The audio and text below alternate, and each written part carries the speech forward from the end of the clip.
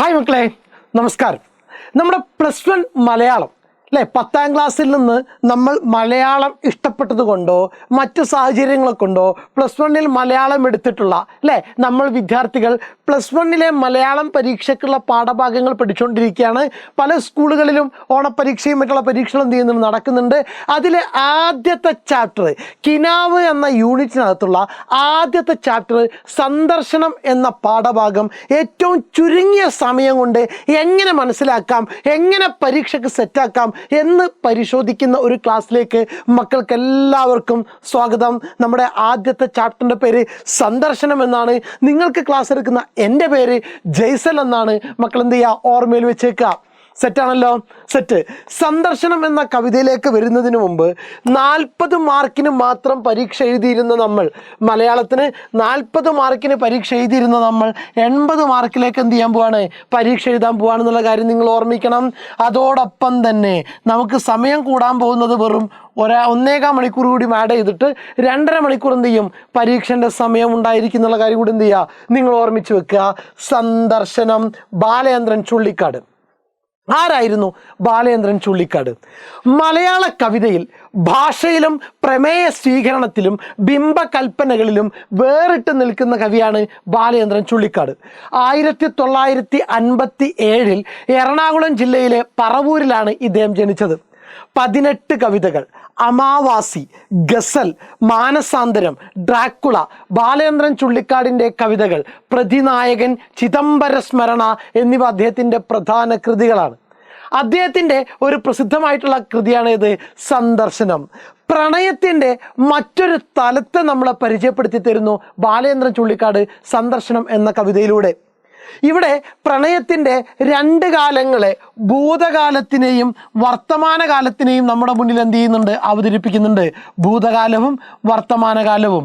ഒരാൾ തൻ്റെ പൂർവകാലത്തിലെ, കഴിഞ്ഞ കാലത്തിലെന്ന് പറയാൻ കഴിയില്ല, കുറേ മുമ്പുണ്ടായിരുന്ന ഒരു കാമുകിയെ, സ്വന്തമാക്കാൻ കഴിയാത്ത കാമുകിയെ പിന്നീട് ഒരിക്കൽ വർഷങ്ങൾക്ക് ശേഷം കണ്ടുമുട്ടുകയാണ്.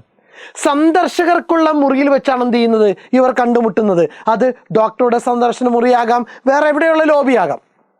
ആ സന്ദർശന മുറിയിലിരുന്ന് പരസ്പരം സംസാരിക്കാൻ കഴിയാതെ മുഖത്തോട് മുഖം നോക്കി ഇരിക്കേണ്ടി വന്ന പിരിഞ്ഞുപോയ 2 കവിതാക്കളുടെ മാനസികാവസ്ഥയെ ഏറ്റവും ഭംഗിയായിട്ട് അവതരിപ്പിച്ചിരിക്കുന്നു സന്ദർശനം എന്ന കവിതക്കകത്ത്. അപ്പോൾ പ്രണയം എന്ന് പറയുന്നത് ഭൂതകാലത്തിലും വിരഹത്തിൻ്റെ കാലഘട്ടമാണേത്, വർത്തമാനകാലം. ഭൂതകാലം എന്ന് പറയുന്നത് കഴിഞ്ഞുപോയ കാലഘട്ടമാണ്. കഴിഞ്ഞുപോയ കാലഘട്ടത്തിൽ ഈ കാമുകിക്കും ഈ കാമുകനും, ഇപ്പം അവിടെ ഇരിക്കുന്ന കവിക്കും കവിയുടെ കാമുകിക്കും നല്ലൊരു പ്രണയത്തിൻ്റെ ഭൂതകാലം ഉണ്ടായിരുന്നു. എന്നാൽ ആ പ്രണയം പരാജയപ്പെട്ടു, അല്ലെങ്കിൽ അവർ രണ്ടുപേരും വേർപിരിയേണ്ടി വന്നു. രണ്ടുപേരും വേർപിരിയേണ്ടി വന്ന വർത്തമാന കാലഘട്ടം കവിയെ സംബന്ധിച്ചിടത്തോളം എന്തൊക്കെയാണ്? അപ്പോൾ ഭൂതകാലത്തെ കവി വർണ്ണിക്കാൻ വേണ്ടിയിട്ട്, അല്ലെങ്കിൽ ഭൂതകാലത്തെ നമ്മുടെ മുന്നിൽ അവതരിപ്പിക്കാൻ വേണ്ടിയിട്ട് ചില ബിംബങ്ങൾ കവി പ്രയോഗിക്കുന്നുണ്ട്. അതുപോലെ വർത്തമാന കാലഘട്ടത്തിലെ നരക ജീവിത യാതനകൾ എന്ത് ചെയ്യുന്നുണ്ട്, വളരെ ഭംഗിയായിട്ട് കവി നമ്മുടെ മുന്നിൽ അവതരിപ്പിക്കുന്നുണ്ട്. മക്കള് അത് രണ്ടും കൃത്യമായിട്ട് എന്ത് ചെയ്യുക, ഓർമ്മയിൽ വെച്ചേക്കുക. പരീക്ഷയ്ക്ക് എന്ത് ചെയ്യും, സെറ്റായിരിക്കും. റെഡിയാണല്ലോ? നോക്കുക, ബാലചന്ദ്രൻ ചുള്ളിക്കാട് നമ്മൾ കഴിഞ്ഞു. കവിത നിങ്ങൾ എന്ത് ചെയ്യുക, മനസ്സിരുത്തി ഒന്ന് വായിച്ചു നോക്കുക. യൂട്യൂബിനകത്ത് കവിത കിട്ടും, നല്ല രീതിയിൽ എന്ത് ചെയ്യുക, കേട്ട് നോക്കുക. നമ്മൾ പാഠസംഗ്രഹത്തിലേക്ക് പോകുന്നു. മലയാളത്തിൻ്റെ പ്രിയ കവി ബാലചന്ദ്രൻ ചുള്ളിക്കാടിൻ്റെ സന്ദർശനം എന്ന കവിത പ്രണയാനുഭവത്തിൻ്റെ സത്യസന്ധമായ ആവിഷ്കാരമാണ്. ഒരു പ്രണയാനുഭവത്തിൻ്റെ സത്യസന്ധമായ ആവിഷ്കാരം. വേർപിരിഞ്ഞുപോയ 2 കവിതാക്കൾ, വേർപിരിഞ്ഞുപോയ കവിതാക്കൾ, കാമുകനുണ്ട് കാമുകിയുണ്ട്. ഈ കാമുകനാണ് നമ്മുടെ കവി. ഇവർ രണ്ടുപേരും അപ്രതീക്ഷിതമായിട്ട് എന്ത് ചെയ്യാണ്, ഒരു സന്ദർശന മുറിയിൽ വെച്ച് കണ്ടുമുട്ടുകയാണ്. ഒരുപാട് പേര് ഇരിക്കുന്നതിനിടയിലാണ്. അവർക്ക് പരസ്പരം നോക്കണമെന്നുണ്ട്, പരസ്പരം സംസാരിക്കണമെന്നുണ്ട്, കവിക്കൊന്ന് പൊട്ടിക്കരയണമെന്നുണ്ട്. ഒന്നും സാധിക്കാതെ നിർവികാരതയോടുകൂടി ഇരുന്ന് രണ്ടുപേരും എന്ത് ചെയ്യുന്നു, പിരിഞ്ഞു പോകുന്നു. ആ നിർവികാരതയോടുകൂടി ഇരിക്കുന്ന സമയത്ത് കവിയുടെ മനസ്സിലേക്ക് കടന്നു വന്ന ഭൂതകാലത്തിൽ ഇവർ നടത്തിയിട്ടുള്ള, അല്ലെങ്കിൽ ഇവരുടെ ജീവിതത്തിൽ ഉണ്ടായിട്ടുള്ള ഏറ്റവും പ്രണയനിർഭരമായ മുഹൂർത്തങ്ങളെക്കുറിച്ച് എന്ത് ചെയ്യുന്നുണ്ട്, കവി അവിടെ ഓർത്തെടുക്കുന്നുണ്ട്. അതുകൂടി ഇവിടെ വരുന്നു. അകന്നുപോയ എന്തെല്ലാമോ ചില കാരണങ്ങളാൽ വിവാഹം കഴിക്കാൻ കഴിയാതെ അകന്നുപോയ കാമുകിയെക്കുറിച്ചുള്ള വിഷാദഭരിതമായ വരികളാണ് ഈ കവിതയിലുള്ളത്. വിഷാദഭരിതം, ദുഃഖസാന്ദ്രമായ വരികളാണ്. സങ്കടത്തോടു കൂടി എഴുതിയ കവിതയാണെന്ത് നമ്മുടെ സന്ദർശനം എന്ന കവിത. സെറ്റാണല്ലോ മക്കളെ? സെറ്റ്. ഇനി ഒരിക്കലും കണ്ടുമുട്ടാൻ സാധ്യതയില്ലാത്ത കാമുകിയും കാമുകനും അവസാന കൂടിക്കാഴ്ചക്കായി സന്ദർശക മുറിയിൽ ഇരിക്കുകയാണ്. ഇനി ഒരിക്കലും അവർ കണ്ടുമുട്ടില്ല. കുറേ കാലമായി അവർ പിരിഞ്ഞു പോയിട്ട് ഈ സന്ദർശന മുറിയിൽ വെച്ച് പിരിഞ്ഞു കഴിഞ്ഞാൽ പിന്നെ അവർ കണ്ടുമുട്ടാൻ സാധ്യതയില്ല. ഇനി ഒരിക്കലും കണ്ടുമുട്ടാൻ സാധ്യതയില്ലാത്ത കാമുകിയും കാമുകനും അവസാന കൂടിക്കാഴ്ചക്കായി സന്ദർശക മുറിയിലിരിക്കുന്നു. അധിക നേരമായിട്ടും അവർക്കൊന്നും മിണ്ടാൻ കഴിയുന്നില്ല. പിരിഞ്ഞുപോയ വേദന കടിച്ചമർത്തി മൗനം കുടിച്ചിരിക്കുകയാണ് അവർ. എന്താ? ഒന്നും സംസാരിക്കാൻ പറ്റാതെ, ഒരുപാട് സംസാരിക്കാൻ ഉള്ളിലുണ്ടായിട്ടും സംസാരിക്കാൻ കഴിയാതിരിക്കുന്ന അവസ്ഥയാണ് മൗനം കുടിച്ചിരിക്കുകയാണ് അവർ എന്ന് പറയുന്നത്. അങ്ങനെ ഒഴിവാക്കാനാവാത്ത വേർപിരിയൽ അവരെ വല്ലാതെ വേദനിപ്പിക്കുന്നു. പുറത്ത് ജീവിതം പോലെ പകൽ വെളിച്ചം പൊലിഞ്ഞു പോകുന്നതും, ജീവിതം പകല് സന്ധ്യാസമയമാകുന്നത് പോലെ ഇപ്പൊ ജീവിതം എന്തായി മാറിയിട്ടുണ്ട്? സന്ധ്യാസമയമായി മാറിയിട്ടുണ്ട്. കുറച്ച് പ്രായം ചെന്നതിന് ശേഷമാണ് എന്ത് ചെയ്തത്? ഇതിലേക്ക് ഇവർ എത്തിച്ചേർന്നിരിക്കുന്നത്. അപ്പോൾ ജീവിതം എന്ത് ചെയ്തിട്ടുണ്ട്? സന്ധ്യാസമയമായിട്ടുണ്ട്. അപ്പോൾ പ്രായത്തിലേക്ക് എത്തിയിട്ടുണ്ട്. അതുപോലെ സന്ധ്യാസമയം പകലിലേക്ക് എന്ത് ചെയ്തിട്ടുണ്ട്? എത്തിച്ചേർന്നിട്ടുണ്ട്. കിളികൾ കൂടണയും പോലെ ഓർമ്മകൾ കെട്ടടങ്ങുന്നതും കവി വരച്ചിടുന്നു. തൻ്റെ ഓർമ്മകളൊക്കെ എന്ത് ചെയ്യുന്നു? കിളികൾ കൂട്ടിലേക്ക് പോകുന്നത് പോലെ ഓരോ ഓർമ്മകളും ഇങ്ങനെ മനസ്സിലൂടെ കടന്നു പോകുന്നത് കവി പറയുന്നു. മിഴികളിൽ നിന്നും അവൾ നഷ്ടപ്പെടുന്നതിൻ്റെ വേദന കവിയെ വേട്ടയാടുന്നു. അതുകൊണ്ട് തന്നെ നെഞ്ചിടിപ്പിൻ്റെ വേഗവും കൂടുന്നു. കുറച്ച് സമയം കഴിഞ്ഞാൽ രണ്ടുപേരും എന്ത് ചെയ്യണം? വ്യത്യസ്ത ദിക്കുകളിലേക്ക് പിരിഞ്ഞു പോകേണ്ടവരാണ്. അതിനെക്കുറിച്ച് ഓർത്ത് കണ്ടുകൊണ്ടിരിക്കുമ്പോൾ ഒരു സന്തോഷമുണ്ടെങ്കിലും പിരിയണമല്ലോ എന്നോർത്തിട്ട് എന്ത് ചെയ്യുന്നു? വല്ലാത്ത സങ്കടം ഉണ്ടാകുന്നുണ്ട്. പിരിയണമല്ലോ എന്നോർത്തിട്ടുള്ള ആ സങ്കടത്തെയാണ് എന്ത് ചെയ്യുന്നത്? ഇവിടെ പറയുന്നത്. നിശ്വാസത്തിൽ പോലും സംഗീതമുണ്ടായിരുന്ന പ്രണയത്തിൻ്റെ ഒരു വസന്തകാലം അവർക്കുമുണ്ടായിരുന്നു. പറയാൻ ഒരുപാടുണ്ടെങ്കിലും ഇന്ന് വാക്കുകൾ തൊണ്ടയിൽ പെടഞ്ഞില്ലാതാവുന്നു. പൊൻചമ്പകം പൂത്ത കരൾ കരിഞ്ഞു പോയിരിക്കുന്നു. കറ പിടിച്ച ചുണ്ടിൽ കവിത പോലും വരണ്ടുപോയിരിക്കുന്നു. നോക്കുക, നിശ്വാസത്തിൽ പോലും സംഗീതമുണ്ടായിരുന്ന പ്രണയത്തിൻ്റെ ഒരു വസന്തകാലം, ഭൂതകാലം, നല്ല സന്തോഷം നൽകിയ പ്രണയത്തിൻ്റെ കാലഘട്ടം അവർക്കുണ്ടായിരുന്നു. ഇന്ന് പറയാൻ ഒരുപാടുണ്ടെങ്കിലും വാക്കുകളൊക്കെ തൊണ്ടയിൽ പിടഞ്ഞില്ലാതാവുന്നു. പൊൻചെമ്പകം പൂത്ത കരൾ, അല്ലേ? പണ്ട് തൻ്റെ കാമുകിയുടെ സാമീപ്യം കൊണ്ട് സന്തോഷമുണ്ടായിരുന്ന തൻ്റെ ഹൃദയം ഇന്ന് കരിഞ്ഞുപോയിരിക്കുന്നു. ഒന്നിനും പറ്റാതായിരിക്കുന്നു ഇവളുടെ വിരഹം കാരണം. കറ പിടിച്ച ചുണ്ടിൽ കവിത പോലും, നന്നായിട്ട് കവിത എഴുതുന്ന ആളാണ്, ഇന്ന് ബീഡി വലിച്ച് കറ പിടിച്ച ചുണ്ടിൽ, അതായിരിക്കാം ഉദ്ദേശിച്ചിട്ടുണ്ടാവുക, കറ പിടിച്ച ചുണ്ടിൽ നല്ല കവിത പോലും എന്ത് ചെയ്യുന്നില്ല? വിരിയുന്നില്ല. അതാണ് വർത്തമാന കാലഘട്ടം. ഇനി പ്രണയത്തിൻ്റെ മധുരകരമായ പൂർവ്വസ്മരണകളിലേക്ക് കവി മനസ്സ് വെല്ലപ്പായുന്നു. നമുക്ക് നോക്കാം പഴയകാല ഓർമ്മകൾ. പ്രണയത്തിൻ്റെ കനകമൈലാഞ്ചി നീരിൽ തുടുത്ത അവളുടെ വിരൽ, കനകമൈലാഞ്ചി, സ്വർണ്ണ മൈലാഞ്ചി നിറത്തിലുള്ള അവളുടെ വിരലുകൾ തൊടുന്ന സമയത്ത് മനസ്സിനകത്ത് ഭയങ്കര സന്തോഷമുണ്ടായതിനെക്കുറിച്ച് ഓർക്കുന്നുണ്ട്. പ്രണയ കാലഘട്ടത്തിലെ ചെറിയ സ്പർശനങ്ങൾ പോലും വലിയ സന്തോഷമുണ്ടാക്കുന്നു. നെടിയ കണ്ണിലെ കൃഷ്ണകാന്തങ്ങളുടെ കിരണങ്ങൾ, അവളുടെ ഓരോ നോട്ടം വല്ലാത്ത വശീകരണ ശക്തിയുള്ള നോട്ടമായിരുന്നു തൻ്റെ പ്രിയപ്പെട്ടവളുടേത്. അവളുടെ നോട്ടം കിട്ടുന്ന സമയത്ത് മനസ്സിനകത്ത് ഭയങ്കര സന്തോഷമുണ്ടായതിനെക്കുറിച്ച് കവി ഓർമ്മിക്കുന്നു. നെടിയ കണ്ണിലെ കൃഷ്ണകാന്തങ്ങളുടെ കിരണങ്ങളേറ്റ് മനസ്സിലെ ചില്ലകൾ പൂവിട്ടതും, അവളോടൊത്ത് പങ്കിട്ട മനോഹരമായിട്ടുള്ള സന്ധ്യാസമയങ്ങൾ, സായാഹ്നങ്ങൾ, തൻ്റെ കാമുകിയുമായിട്ട് പങ്കിട്ട അല്ലെങ്കിൽ ഒരുമിച്ച് ജീവിച്ച സായാഹ്നങ്ങൾ, ഇതെല്ലാം ഇന്ന് മറവിയിലേക്ക് മാഞ്ഞു തുടങ്ങിയിരിക്കുന്നു. ഇതൊക്കെയായിരുന്നു പ്രണയ കാലഘട്ടത്തെക്കുറിച്ചുള്ള കവിയുടെ ഓർമ്മകൾ. വർത്തമാനകാലം എന്ന് പറഞ്ഞാൽ ഈ കാലത്ത് വിരഹവേദനയാൽ കവി ലക്ഷ്യമില്ലാത്തവനായി മാറുന്നു. ജീവിതം എന്താ പറയുക, കയറ് പൊട്ടിയ പട്ടം പോലെ ഇങ്ങനെ എന്ത് ചെയ്യാണ്? പാറി നടക്കാണ് തൻ്റെ പ്രണയം തകർന്നത് മുതൽ. മരണവേഗത്തിലോടുന്ന വണ്ടികളും നഗരത്തിലെ നിത്യപ്രയാണങ്ങളും മദ്യത്തിൽ മുങ്ങി സത്രങ്ങളിൽ കഴിയുന്ന നരകരാത്രികളും. അപ്പോൾ ഇന്നത്തെ കാലഘട്ടത്തെക്കുറിച്ച് ഓർക്കുമ്പോൾ കവിയുടെ മനസ്സിലേക്ക് വരുന്നത് എന്തൊക്കെയാണ്? ഒന്ന്, മരണവേഗത്തിലോടുന്ന വണ്ടികൾ. നഗരത്തിലെ തിരക്ക് പിടിച്ച ഒരു അവസ്ഥയിലാണ് ഇന്ന് കവി എന്ത് ചെയ്തിരിക്കുന്നത്? ജീവിച്ചുകൊണ്ടിരിക്കുന്നത്. നഗരത്തിലെ തിരക്ക് പിടിച്ച അവസ്ഥയിലാണ് കവി ജീവിച്ചുകൊണ്ടിരിക്കുന്നത്. മരണവേഗത്തിലോടുന്ന വണ്ടികൾ, നഗരത്തിലെ നിത്യപ്രയാണങ്ങൾ, എന്നും അങ്ങോട്ടും ഇങ്ങോട്ടുള്ള യാത്രകൾ മാത്രം, മദ്യത്തിൽ മുങ്ങി സത്രങ്ങളിൽ കഴിയുന്ന നരകരാത്രികൾ. വെള്ളമടിച്ച് സത്രങ്ങളിൽ, കണ്ട ഹോട്ടലുകളിലും ലോഡ്ജ് മുറികളിലും ജീവിക്കുന്ന കാലഘട്ടമാണ് ഇപ്പം എന്ത് ചെയ്യുന്നത്? തൻ്റെ ജീവിതത്തിലൂടെ കടന്നു പോകുന്നത്. ഇങ്ങനെയൊക്കെയാണ് ജീവിക്കുന്നതെങ്കിലും ഈ സമയത്തൊക്കെ ചിലപ്പോഴെങ്കിലും മനസ്സിൽ ഇത്തിരി സന്തോഷം വരാറുണ്ട്. അതെപ്പോഴാണ്? ജനനാന്തര സാന്ത്വനമായി ഈ കാമുകിയുടെ മുഖം ഞാൻ എന്ത് ചെയ്യും? ഇടക്കൊന്ന് ഓർക്കാറുണ്ട്. അപ്പോഴൊക്കെ മനസ്സിനകത്ത് എന്ത് ചെയ്യാറുണ്ട്? സന്തോഷം കടന്നു വരാറുണ്ടെന്ന് കവി ഓർമ്മിക്കുന്നു. ഇതാണ് നമുക്ക് പഠിക്കാനുള്ളത്. ഇപ്പോൾ എല്ലാം അവസാനിക്കാൻ പോവാണ്. തൻ്റെ കാമുകി പിരിയാൻ പോവാണ്. ഇനി ഒരിക്കലും കണ്ടുമുട്ടാൻ സാധ്യതയില്ല. അതുകൊണ്ട് തന്നെ നന്ദി ചൊല്ലി കരഞ്ഞു പിരിയുന്നതിൽ അർത്ഥമില്ല. നന്ദി, വീണ്ടും കാണാം എന്ന് പറയുന്നതിൽ എന്തില്ല? പ്രത്യേകിച്ച് ഒരർത്ഥമില്ല. കാരണം തങ്ങളൊക്കെ പണ്ടേ പിരിഞ്ഞവരാണ് എന്ന ചിന്തയിൽ കവിത എന്ത് ചെയ്യുന്നു? അവസാനിക്കുന്നു. നമ്മൾ പണ്ടേ മനസ്സുകൊണ്ടും ഭൗതികമായിട്ടും പിരിഞ്ഞു കഴിഞ്ഞവരാണ് എന്ന് പറയുന്നിടത്ത് എന്ത് ചെയ്യുന്നു? കവിത അവസാനിക്കുന്നു. പ്രണയത്തിൻ്റെ മാധുര്യവും വിരഹത്തിൻ്റെ വേദനയും വൈകാരിക തീവ്രതയോടെ വായനക്കാരിലെത്തിക്കാൻ കവിക്ക് നിഷ്പ്രയാസം കഴിഞ്ഞിരിക്കുന്നു. സെറ്റാണല്ലോ മക്കളെ? ഇനി നമുക്ക് എന്ത് ചെയ്യാം? ചോദ്യോത്തരങ്ങൾ നോക്കാം. ഈ പാഠഭാഗത്തുനിന്നും എങ്ങനെ ചോദ്യം വന്നു കഴിഞ്ഞാലും നമുക്ക് ഉത്തരം എഴുതാൻ പറ്റുന്ന രൂപത്തിലുള്ള കണ്ടന്റ് കൃത്യമായിട്ട് നമ്മുടെ കയ്യിൽ കിട്ടുന്ന രൂപത്തിലുള്ള ചോദ്യോത്തരങ്ങൾ മാത്രം നമ്മൾ എന്ത് ചെയ്യുന്നു? സെറ്റാക്കി വെക്കുന്നു. അത് ഉപന്യാസമാകട്ടെ, 6 മാർക്കിൻ്റെ ചോദ്യമാകട്ടെ, 4 മാർക്കിൻ്റെ ചോദ്യമാകട്ടെ, ഏത് വന്നു കഴിഞ്ഞാലും നമുക്ക് എന്ത് ചെയ്യണം? ഉത്തരം എഴുതാൻ പറ്റണം. അപ്പം മക്കൾ ആ രൂപത്തിൽ തന്നെ സെറ്റാക്കി വെച്ചോളണം. ഈ ക്ലാസ് കാണുന്നതോട് കൂടിയിട്ട് ബാലേന്ദ്രൻ ചുള്ളിക്കാടിൻ്റെ സന്ദർശനം എന്ന കവിത എന്ന ആദ്യത്തെ ചാപ്റ്റർ നമുക്ക് എന്തായിരിക്കണം? സെറ്റായിരിക്കണം. നമ്മൾ ഏതാ സാഹചര്യം, പാഠഭാഗ സംഗ്രഹം, ഇതൊക്കെ എന്ത് ചെയ്തു? ഇവിടെ പരാമർശിച്ച് കഴിഞ്ഞിട്ടുണ്ട്. ഇനി നോക്കുക, ചോദ്യോത്തരത്തിലേക്ക് വരാം. പ്രണയത്തിൻ്റെ ഭൂത വർത്തമാനങ്ങളുടെ നിറഭേദങ്ങൾ ബാലേന്ദ്രൻ ചുള്ളിക്കാട് എങ്ങനെയാണ് കവിതയിൽ അവതരിപ്പിക്കുന്നത്? ഓർമ്മയിൽ വെച്ചേക്കുക, പ്രണയത്തിൻ്റെ ഭൂതകാലത്തെക്കുറിച്ചും വർത്തമാനകാലത്തെക്കുറിച്ചും. പ്രണയത്തിൻ്റെ ഭൂതകാലം എന്ന് പറഞ്ഞു കഴിഞ്ഞാൽ ഇദ്ദേഹത്തിനൊരു പ്രണയമുണ്ടായിരുന്നു, അത് കഴിഞ്ഞുപോയ കാലമാണ്. അതിനെ എങ്ങനെയാണ് കവിതയിൽ അവതരിപ്പിക്കുന്നത്? ഇദ്ദേഹത്തിൻ്റെ ഇന്നത്തെ കാലഘട്ടം, ഇന്നത്തെ ജീവിതം എങ്ങനെയാണ് മുന്നോട്ട് പോകുന്നത്? ഈ 2 കാര്യത്തെക്കുറിച്ച് കൃത്യമായിട്ട് പാഠഭാഗത്ത് എന്ത് ചെയ്യണം? നിങ്ങൾ മനസ്സിലാക്കി വെച്ചേക്കണം. ഇതിനനുബന്ധമായിട്ടുള്ള ചോദ്യങ്ങൾ എന്ത് ചെയ്തുകൊണ്ടിരിക്കും? മാറി മറിഞ്ഞു വന്നുകൊണ്ടിരിക്കും. ഉത്തരം ഒന്ന് തന്നെയാണ്.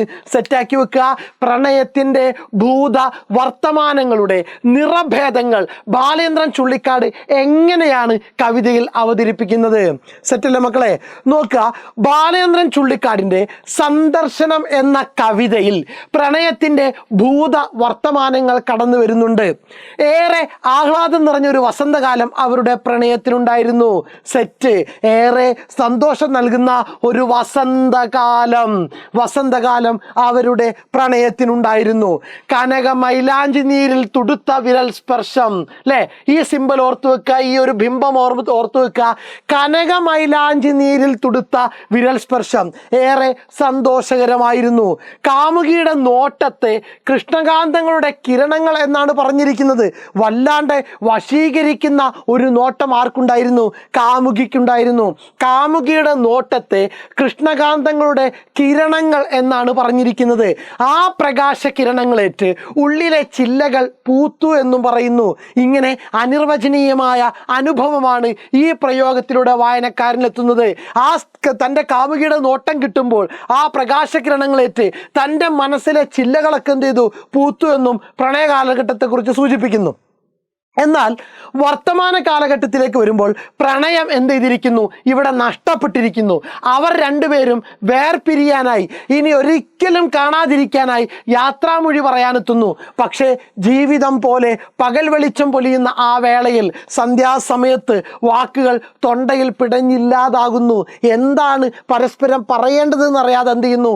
അവർ വല്ലാതെ സംസാരിക്കാൻ പ്രയാസം നേരിടുന്നു. എങ്ങനെ? പൊൻചെമ്പകം പൂത്തിരുന്ന കരൾ കരിഞ്ഞു പോയിരിക്കുന്നു. പോയിരിക്കുന്നു. വർത്തമാന കാലഘട്ടത്തിൽ അവളുടെ സാമീപ്യം കൊണ്ട് പൊൻചെമ്പകം പൂത്ത കരളായിരുന്നു. ആ കരൾ ഇപ്പം എന്ത് ചെയ്തിരിക്കുന്നു? കരിഞ്ഞു പോയിരിക്കുന്നു. കറ പിടിച്ച ചുണ്ടിൽ കവിതയും എന്ത് ചെയ്തു? വരണ്ടു പോയിരിക്കുന്നു. കറ പിടിച്ച ചുണ്ടിൽ കവിതയും വരണ്ടുപോയി. പ്രിയപ്പെട്ടവളുടെ കുങ്കുമത്തരി പുരണ്ട ചിദംബര സന്ധികൾ മറവിയിൽ മാഞ്ഞുപോയിരിക്കുന്നു. വർത്തമാനത്തിൻ്റെ ഈ ദുരിതാവസ്ഥ നഗരത്തിൻ്റെ പശ്ചാത്തലത്തിൽ വീണ്ടും കവി വിവരിക്കുന്നു. എന്തൊക്കെയാണ്? ഇപ്പോഴോ മരണവേഗത്തിലോടുന്ന വണ്ടികൾ, എന്തിനെന്നില്ലാതെയുള്ള നഗരയാത്രകൾ, മദ്യത്തിൽ മുങ്ങിയ നരകരാത്രികളും സത്രങ്ങളിലെ അന്തിയുറക്കവും, ഇങ്ങനെ അരാജകമായ ജീവിതാവസ്ഥയാണ് ഇന്ന് തനിക്ക് എന്ന് കവി വരച്ചിടുന്നു. അന്യഥാബോധവും ഏകാന്തതയും നിരാശയും നരകതുല്യമാക്കിയ ഇരുട്ട് നിറഞ്ഞ ഈ ജീവിതാവസ്ഥയിലും തനിക്ക് സാന്ത്വനമായി കാമുകിയുടെ മുഖം ഇടക്കെന്ത് ചെയ്യാറുണ്ട്? മനസ്സിൽ തെളിയാറുണ്ട്. അതൊരു ജനനാന്തര ബന്ധമാണ്. യാത്ര പറയാൻ നിർബന്ധിതരാകുന്ന ആ സമയത്തും നന്ദി ചൊല്ലുന്നതിൽ അർത്ഥമില്ല എന്ന് അവർ തിരിച്ചറിയുന്നു. കരച്ചിലിൻ്റെ അഴിമുഖം കാണാതിരിക്കാം, കാരണം തങ്ങൾ പണ്ടേ പിരിഞ്ഞവരാണല്ലോ. സെറ്റാണല്ലോ. ഒന്നെന്താണ്? അവരുടെ പ്രണയത്തിൻ്റെ ഭൂതകാല അവസ്ഥ എന്ത് ചെയ്യുന്നു? സൂചിപ്പിക്കുന്നു. രണ്ടാമത്തെ ഭാഗത്തിൽ പ്രണയം നഷ്ടപ്പെട്ട അവസ്ഥയെ സൂചിപ്പിക്കുന്നു. അതാണ് വർത്തമാന കാലഘട്ടം. അത് ഇത്രയും ഭാഗം എന്ത് ചെയ്യുക? മക്കൾ ഓർമ്മിച്ച് വെക്കുക. ദെൻ നെക്സ്റ്റ് കവിതക്കകത്ത് വരുന്ന ഒരു 3-4 ടെക്സ്റ്റ് ബുക്കിനകത്തുള്ളതാണ്. എൻ ചുണ്ടിലൊട്ടിയിടക്കൂറിയ മാധുരി, നിൻ ചുണ്ടിനുള്ളതോ ലിപ്സ്റ്റിക്കിനുള്ളതോ. മദിരാശിയിലെ സായാഹ്നം NV കൃഷ്ണവാര്യർ. പ്രേമമൊരുമി നീരായി കാണുവോർ, കായിൻ പേരിൽ പൂമതിക്കുവോർ, ഒന്നും പുണ്യമായ എണ്ണീടാത്തോർ. വൈലാപ്പള്ളി യുഗപരിവർത്തനത്തിൽ പറയുന്നു, പ്രേമമേ നിൻ പേര് കേട്ടാൽ പേടിയാം, വഴിപിഴച്ച കാമ കിങ്കരന്മാർ ചെയ്യും കടും കൈകളാൽ. കുമാരനാശാൻ കരുണക്കകത്ത് പറയുന്നു. പ്രണയത്തെ 3 കവികൾ 3 രൂപത്തിലാണ് അവതരിപ്പിച്ചിരിക്കുന്നത്. അതിനെ ചേർത്ത് വെച്ച് പരിശോധിക്കുക. കവികളെ ഏറെ സ്വാധീനിച്ചിട്ടുള്ള ഒരു വികാരമാണ് പ്രണയം. മധുരകരമായ ഒരു വികാരമാണിതെങ്കിലും ഓരോരുത്തരും പ്രണയത്തെ കാണുന്നതും സമീപിക്കുന്നതും ഓരോ രീതിയിലാണ്. ഇതൊക്കെ കൃത്യമായി ഒപ്പിയെടുക്കാൻ കവികൾക്കും കഴിഞ്ഞിട്ടുണ്ട്. മദിരാശിയിലെ സായാഹ്നം എന്ന കവിതയിൽ ആത്മാർത്ഥതയില്ലാത്ത പ്രണയത്തെയാണ് നാം കാണുന്നത്. കോളേജ് കുമാരനായ നമ്മുടെ കാമുകൻ കാമുകിയുടെ ചുണ്ടിൽ ചുംബിച്ചപ്പോൾ ലഭിച്ച മാധുര്യം അവളുടെ ചുണ്ടിൻ്റേതാണോ അതോ ചുണ്ടിലെ ലിപ്സ്റ്റിക്കിൻ്റേതാണോ എന്ന് സംശയം ചോദിക്കുന്നുണ്ട്. മൂല്യബോധമില്ലാത്ത തലമുറയുടെ നൈമിഷിക പ്രണയത്തെ കവി മനോഹരമായിട്ട് എന്ത് ചെയ്യുന്നു? ഇവിടെ ചിത്രീകരിച്ചിരിക്കുന്നു. സെറ്റ്. ദെൻ നെക്സ്റ്റ്, വൈലോപ്പിള്ളി യുഗപരിവർത്തനം എന്ന കവിതയിൽ ഇതേ ആശയം തന്നെയാണ് പങ്കുവെക്കുന്നത്. പ്രേമത്തിന് ഉമിനീരിൻ്റെ മൂല്യം മാത്രം നൽകുന്നവർ, മനോഹരമായ പൂവിന് അതിൽ ഉണ്ടാകാൻ പോകുന്ന കായുടെ പേരിൽ മാത്രം സ്ഥാനം നൽകുന്നവർ, ബന്ധങ്ങൾക്ക് പവിത്രതയില്ലാത്ത ലോകം.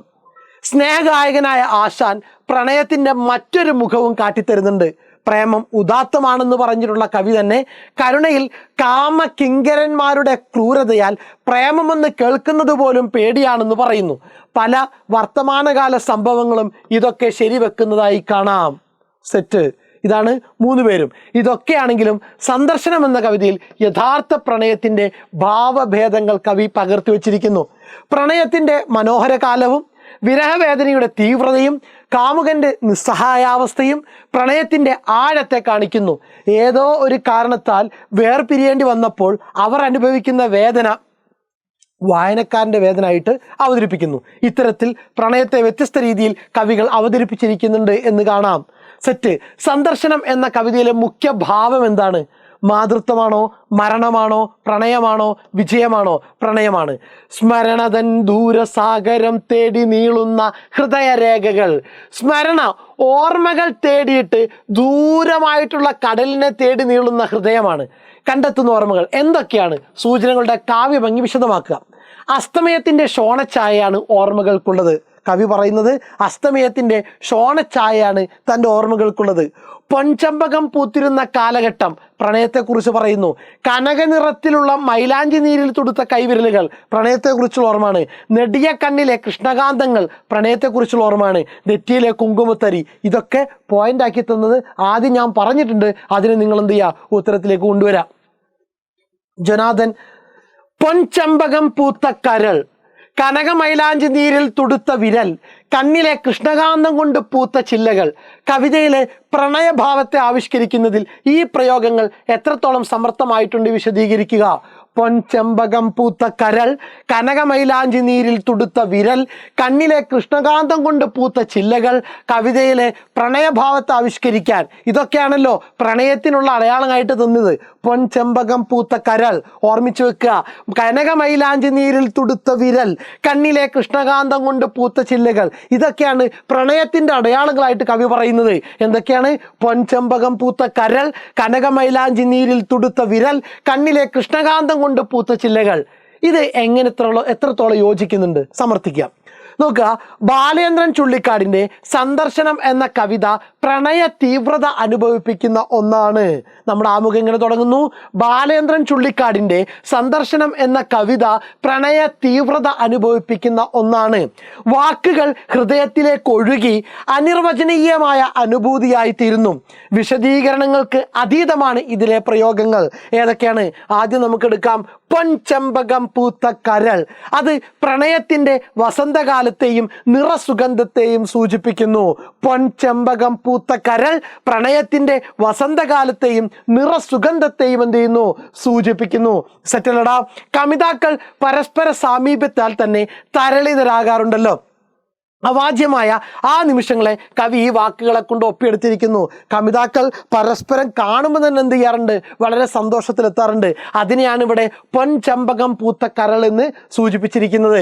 ഇനി നോക്കുക, കനകമൈലാഞ്ചി നീരിൽ തുടുത്ത വിരൽ, പ്രണയകാലത്തെ സൗന്ദര്യത്തെയും സ്പർശനത്തെയും, പ്രണയകാലത്തുള്ള അവരുടെ പരസ്പരം സൗന്ദര്യം ആസ്വദിക്കുന്നതിനെയും പരസ്പരം അവർ സ്പർശിക്കുന്നതിനെയും കുറിക്കുന്നതാണ് ഈ വിരൽ സ്പർശം.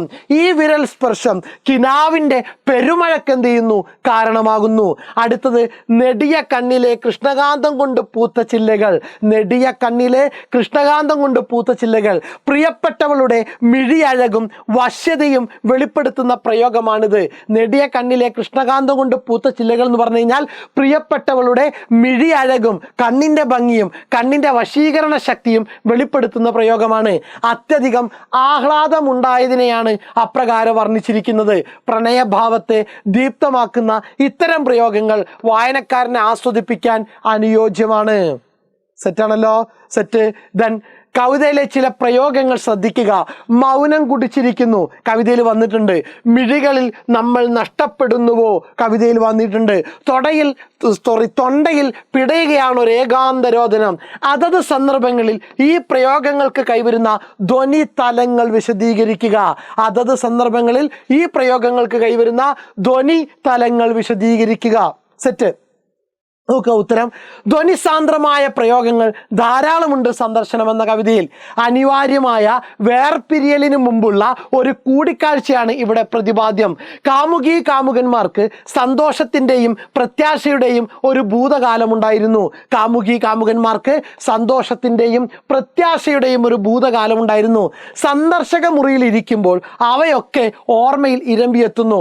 അവർ പരസ്പരം നോക്കി മൗനമായിരുന്നു. വാക്കുകൾ അപ്രസക്തമാകുന്ന മുഹൂർത്തം, അതിനെ വിശദീകരിക്കുകയാണ് മൗനം കുടിച്ചിരിക്കുന്നു എന്ന പ്രയോഗത്തിന് സാധിക്കുന്നു. വാക്കുകൾ അപ്രസക്തമാകുന്ന മുഹൂർത്തം, അതിനെ വിശദീകരിക്കാൻ മൗനം കുടിച്ചിരിക്കുന്നു എന്ന പ്രയോഗത്തിന് സാധിക്കുന്നു. ആ നിമിഷത്തെ വാക്കുകളിൽ ആവാഹിച്ച് വായനക്കാരുടെ ഹൃദയത്തിലേക്ക് പ്രവഹിപ്പിക്കാൻ ഈ ഒരൊറ്റ പ്രയോഗം മതി. സെറ്റാണല്ലോ? സെറ്റ്. ഇനി മിഴികളിൽ നമ്മൾ നഷ്ടപ്പെടുന്നുവോ എന്ന പ്രയോഗം ആ കൂടിക്കാഴ്ചയെ തീവ്രമാക്കുന്നതാണ്. പരസ്പരം നോക്കി സ്വയം മറന്നു പോകുന്നതിനെയും എന്നേക്കുമായി വേർപിരിയുന്നതിനെയും കുറിക്കുന്നതാണ്. എല്ലാ വേർപാടുകളും ദുഃഖകരമാണ്. ദുരിതമയമായ തൻ്റെ ഇരുട്ട് നിറഞ്ഞ ജീവിതത്തിൽ നിത്യസാന്ത്വനമാണ് തൻ്റെ കാമുകിയുടെ മുഖമെന്ന് സൂചിപ്പിക്കുന്നു. അവളുടെ സാമീപ്യം എന്നേക്കുമായി നഷ്ടമാകുമ്പോൾ കരയണമെന്നുണ്ട്. എന്നാൽ കരച്ചിൽ തൊണ്ടയിൽ കിടന്ന് പിടയുകയാണ്, ശബ്ദം പുറത്തേക്ക് വരുന്നില്ല. ഈ അനുഭവത്തെയാണ് തൊണ്ടയിൽ പിടയുകയാണ് ഒരു ഏകാന്തരോധനം എന്ന് വർണ്ണിച്ചിരിക്കുന്നത്. അത്യധികമായ ദുഃഖത്തെയാണിത് സൂചിപ്പിക്കുന്നത്. സെറ്റാണല്ലോ മക്കളെ? അപ്പോൾ സന്ദർശനം എന്നുള്ള പാഠഭാഗം ഈ ഒരു കുറഞ്ഞ സമയം കൊണ്ട് നിങ്ങൾക്ക് സെറ്റായെന്ന് വിചാരിക്കുന്നുണ്ട്. നിങ്ങളുടെ വിലയേറിയ അഭിപ്രായങ്ങളും നിർദ്ദേശങ്ങളും എന്ത് ചെയ്യണം? തീർച്ചയായിട്ടും രേഖപ്പെടുത്തണം. എന്തെങ്കിലും മാറ്റം വരുത്തണം, എന്ത് ചെയ്യണം? മാറ്റം വരുത്തിയേക്കണം. Okay, thank you.